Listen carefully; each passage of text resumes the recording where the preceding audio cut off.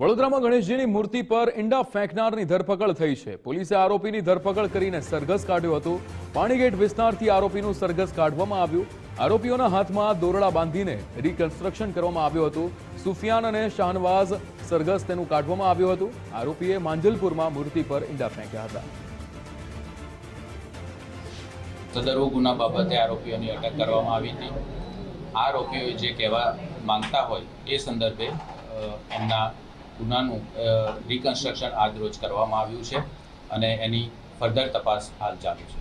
આરોપીએ પોતાના નિવેદનમાં જે પ્રમાણે જણાવ્યું એ તમામ જગ્યાએ આરોપીને લઈ જવામાં આવ્યા અને ગુનાનું રિકન્સ્ટ્રક્શન કરવામાં આવ્યું છે અને આગળની તપાસ ચાલુ છે। ઇન્વેસ્ટિગેશન હાલ ચાલુ છે। ગુનાનું રિકન્સ્ટ્રક્શન કરવામાં આવ્યું છે અને તોમતદારોની તપાસ ચાલુ છે। એ લોકોનું પૂછતાછ ચાલુ છે। ફર્ધર ઇન્વેસ્ટિગેશન કરવાથી આપણને સ્પષ્ટ ચિત્ર મળશે।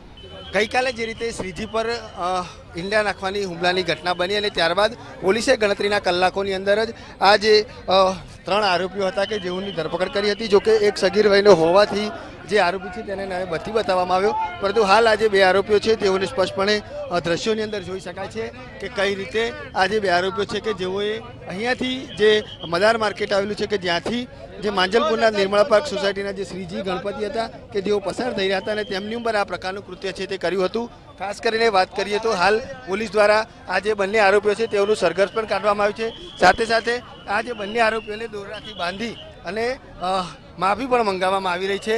આ જે મદાર માર્કેટનો આખો આ જે વિસ્તાર છે કે જ્યાં આ જે બંને આરોપીઓ છે તેઓને અહીંયાથી સરઘસ કાઢવામાં આવી રહ્યો છે। ફરીથી આ પ્રકારનું કૃત્ય ન કરે અથવા તો કોમી વૈમનસ્ય ન ફેલાય તે માટે હાલ પોલીસ દ્વારા આ જે કાર્યવાહી છે તે કરવામાં આવી રહી છે।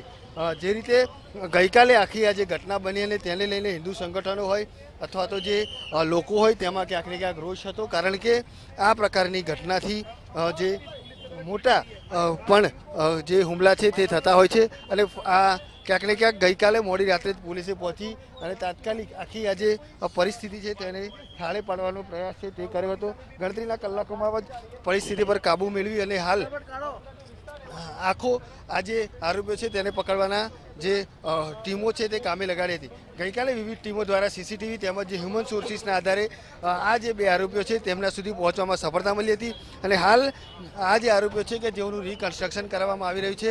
ગઈકાલે આ આરોપી ક્યાંથી ફર્યા હતા, કઈ જગ્યાએ ગયા હતા, તે તમામ જગ્યાએથી હાલ પોલીસ છે તે રિકન્સ્ટ્રક્શન કરી રહી છે। હાલ બંને આરોપીઓને પોલીસ દ્વારા સરઘસ છે તે કાઢવામાં આવી રહ્યું છે। ખાસ કરીને ફરીથી આ પ્રકારના કાર્ય ન થાય અથવા તો આ પ્રકારનું કૃત્ય ન થાય તે માટે પોલીસ દ્વારા હાલ આ જે કાર્યવાહી છે તે કરવામાં આવી રહી છે।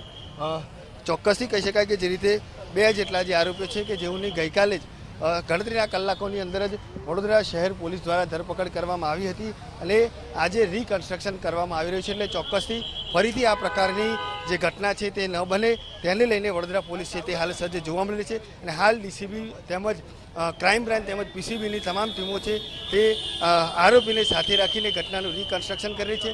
સાથે સાથે બજારમાંથી સરઘસ પણ કાઢવામાં આવી રહ્યું છે। એટલે ચોક્કસથી હાલ પ્રજાને પણ ક્યાંક ને ક્યાંક પોલીસ છે તે એક સંદેશ આપવામાં માગે છે, કારણ કે ફરીથી આ પ્રકારનું કૃત્ય છે તે કોઈ ન કરી શકે અને વડોદરા શહેરમાં શાંતિ અને સુલેહ જળવાઈ રહે તે માટેના પોલીસ હાલ પ્રયત્નો કરી રહી છે। કેમેરામેન લીકેશ સોલંકી સાથે અલ્પેશ સુથાર, ગુજરાત ફર્સ્ટ, વડોદરા।